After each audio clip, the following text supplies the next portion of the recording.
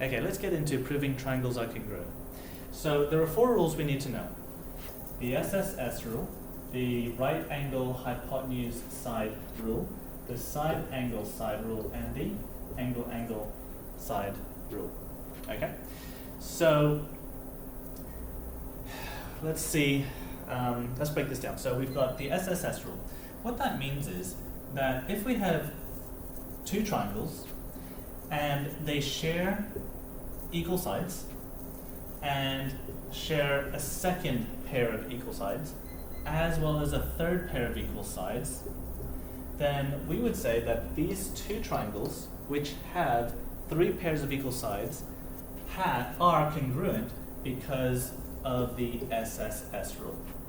And what that means is that there is no way for anyone to be able to draw this triangle using that length, and that length, and make it look any different to the original image. Okay? And so we can say that these 2 triangles are congruent. Okay. Let's try the second one now, the right angle hypotenuse side. So this applies to right angle triangles, and these 2 triangles are meant to look congruent.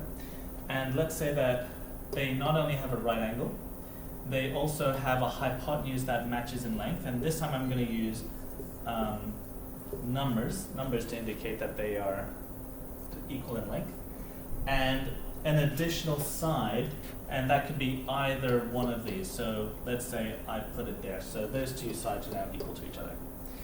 These 2 triangles are congruent using the right angle, the hypotenuse, and a matching side. Okay, matching right angle, matching hypotenuse, matching side.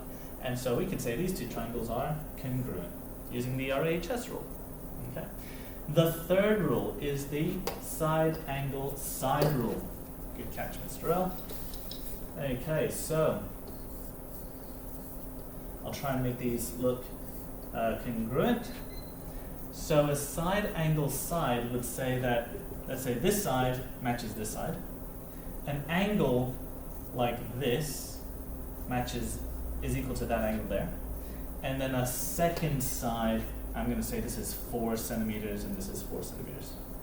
These 2 triangles are now congruent using the side angle side rule, the SAS rule. Okay?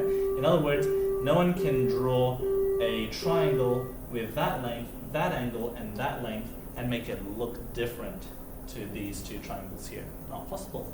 Okay? And one thing to note with this one, the angle has to be between these 2 sides when using this rule. The 4th and last rule is the angle angle side rule. Okay, so we need 2 angles. So let's say this is 60 degrees and let's say this is 20 degrees. This is 60 degrees and this is 20 degrees. And then we need a side, and in this case the side can be any one of these. So I'm just going to say this one here is 7 centimeters, 7 centimeters.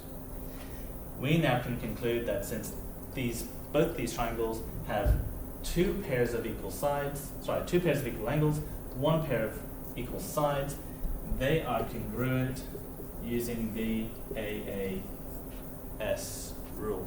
Okay, and those are the 4 rules for proving that 2 triangles are congruent. So if this 7 was over here, like that, and this is 7 centimeters, are these 2 triangles congruent? We would say no, they're not, because we have an angle there, an angle here, and a side here. This side does not match because that 7 should be over here. We would say that this triangle is not congruent to each other. Okay, good luck with your questions.